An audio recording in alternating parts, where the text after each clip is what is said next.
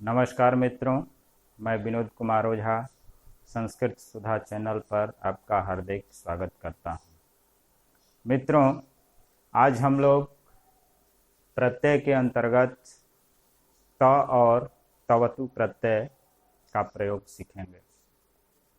इससे पहले हम लोग कुछ प्रत्यय के बारे में पढ़े, तव्यत और अनियर प्रत्यय।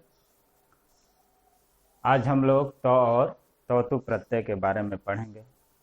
आप में से जो पहली बार इस चैनल पर देख रहे हैं, कृपया इस चैनल को सब्सक्राइब करें तथा बेल आइकन को प्रेस करें ताकि जो भी इस पर सामग्री आएगी आपको निरंतर मिलती रहेगी। तो आइए हम लोग त प्रत्यय समझते हैं। त और तवतु, इन दोनों प्रत्यय का प्रयोग भूतकाल में होता है, किंतु दोनों का प्रयोग अलग अलग वाच्य में होता है। त प्रत्यय का प्रयोग कर्तृवाच्य और कर्मवाच्य दोनों में होता है। खासकर त प्रत्यांत शब्दों का प्रयोग कर्मवाच्य के लिए होता है और तवतु प्रत्यय का प्रयोग कर्तृवाच्य में होता है। त प्रत्यय में त शेष रहता है और तवतु में तवत शेष रहता है। ये मूल धातु के साथ जुड़कर निष्पन्न रूप बनाते हैं। त प्रत्यय जैसे पठ, जोड़, त, निष्पन्न रूप हुआ पठित। इसी तरह से पठ में जब तवतु प्रत्यय लगता है तो रूप बनता है पठितवत। अब यहाँ पर आपको ध्यान देना है कि जहाँ पर त प्रत्यय लगता है क्रिया के साथ, त प्रत्यांत शब्द का रूप तीनों लिंगों में चलता है। पुल्लिंग में चूंकि अकारांत है तो देव शब्द के समान इसका रूप चलता है, बालक शब्द के समान रूप चलेगा। स्त्रीलिंग में लता शब्द के समान रूप चलेगा और नपुंसक लिंग में फल शब्द के समान रूप चलेगा। तो रूप बन जाता है पठितः, पुल्लिंग में हो जाता है, स्त्रीलिंग में पठिता हो जाएगा और नपुंसक लिंग में पठितम हो जाएगा। इस तरह से सभी विभक्तियों में इसका रूप चलेगा। उसी तरह से जहाँ पर तवतु प्रत्यय लगता है वहाँ तवतु प्रत्यांत शब्द का रूप पुल्लिंग में धावत शब्द के समान चलेगा, धावन, धावन्तौ, धावन्तः। उसी तरह से स्त्रीलिंग में धावती रूप बनेगा और नदी शब्द के समान रूप चलेगा और नपुंसक लिंग में जगत के समान रूप चलेगा। अब त और तवतु प्रत्यांत शब्दों के कुछ निष्पन्न रूप को हम देखेंगे, किस तरह से त प्रत्यय जुड़ करके धातु से रूप बनता है और किस तरह से तवतु प्रत्यय। ये धातु हो गया, यहाँ त प्रत्यय युक्त, यहाँ तवतु प्रत्यय युक्त। इसका अर्थ हिंदी में क्या होता है? जैसे धातु हो गया गम या गच्छ, जो भी रहे, उसके साथ जब तवतु प्रत्यय लगेगा, त प्रत्यय लगेगा तो रूप बनेगा गत, ये पुल्लिंग का हो गया। इसी तरह से तवतु प्रत्यय लगेगा यदि गम धातु के साथ, तो रूप बनेगा गतवान। पुल्लिंग एक वचन में है, प्रथमा विभक्ति एक वचन का रूप है, जिसका अर्थ हुआ गया। गतः मतलब भी गया, गतवान मतलब भी गया। उसी तरह से दृश्य, दृश्य को पश्य भी बोलते हैं, इसके साथ त प्रत्यय लगेगा तो बनेगा दृष्टः। ये पुल्लिंग प्रथमा विभक्ति एक वचन का रूप है। उसी तरह से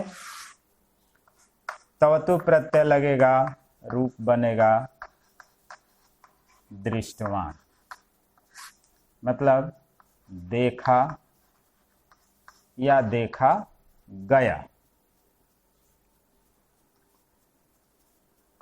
पा धातु मतलब पीना, त प्रत्यय लगेगा, रूप बनेगा पीतः। तवतु प्रत्यय रूप बनेगा पीतवान, यानी पिया। पिया और कर्मवाच्य में जब होता है तो पिया गया भी उसका अर्थ होता है। देखा गया और तवतु प्रत्यांत में होगा तो देखा। उसी तरह से हस, त प्रत्यय लगेगा, रूप बनेगा हसितः, यानी हंसा गया या हंसा। तवतु लगेगा तो रूप बन जाएगा हसितवान, हंसा।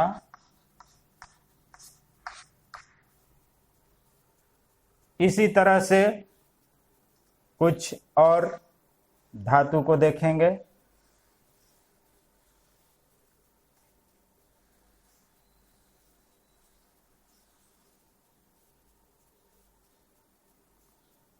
दा धातु, त प्रत्यय लगेगा, रूप बनेगा दत्तः। तवतु प्रत्यय रूप बनेगा दत्तवान, मतलब दिया, दिया या दिया गया। खाद, योग, त प्रत्यय, रूप बनेगा खादितः। तवतु प्रत्यय लगेगा, रूप बनेगा खादितवान, मतलब खाया या खाया गया। भू धातु, त प्रत्यय लगेगा, रूप बनेगा भूतः, मतलब हुआ। और तवतु प्रत्यय लगेगा, रूप बनेगा भूतवान, यानी हुआ।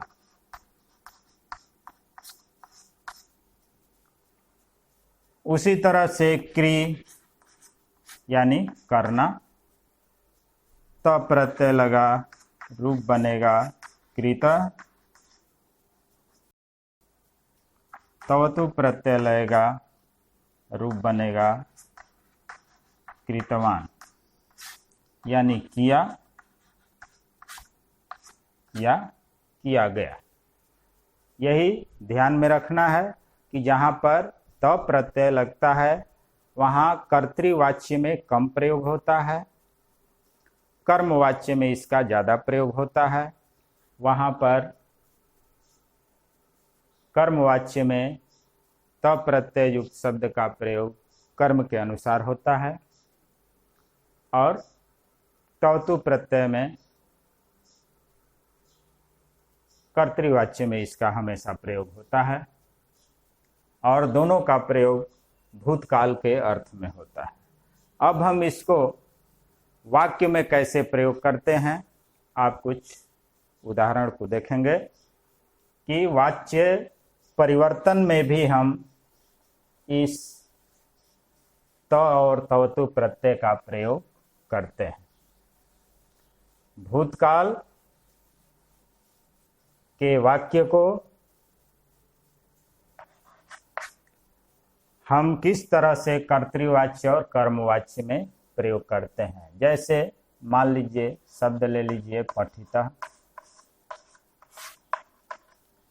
पठितः पुल्लिंग में है, एक वचन में है, प्रथमा विभक्ति है और त प्रत्ययान्त रूप है। इसका मतलब हुआ पढ़ा गया। अब वाक्य बनाते हैं बालकेन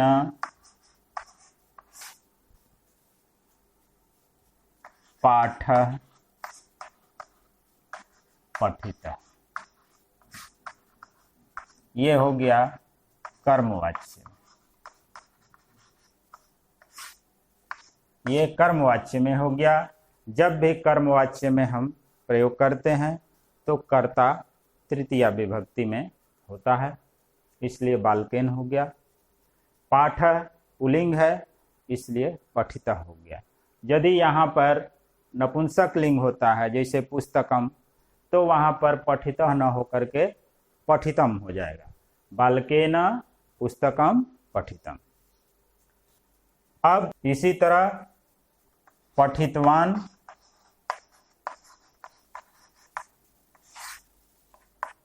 कर्तृवाच्य में हम इसका प्रयोग करेंगे। कर्ता हो जाएगा बालकः, कर्म हो गया पाठम और क्रिया हो गई पठितवान। कर्तृवाच्य में कर्ता, कर्म और क्रिया। ऐसे ही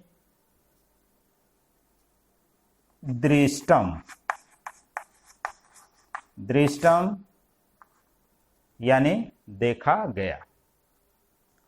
अब ये कर्मवाच्य में जब होगा तो मया चित्रम दृष्टम। दृष्टम है नपुंसक लिंग में, इसलिए चित्रम भी नपुंसक लिंग में है, प्रथमा विभक्ति है, यहाँ भी प्रथमा विभक्ति में हो गया मया चित्रम दृष्टम। उसी तरह से दृष्टवान, अहम चित्रम दृष्टवान।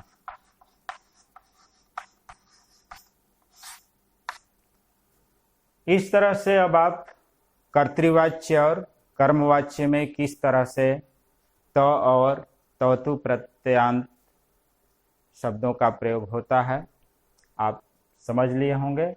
इसका आप अभ्यास करेंगे।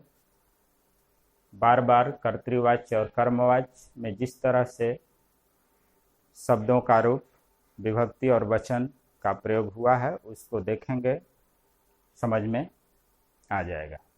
यदि आप में से किसी को समझ न आया हो या कहीं कोई दिक्कत है तो आप इसे कमेंट बॉक्स में पूछ सकते हैं।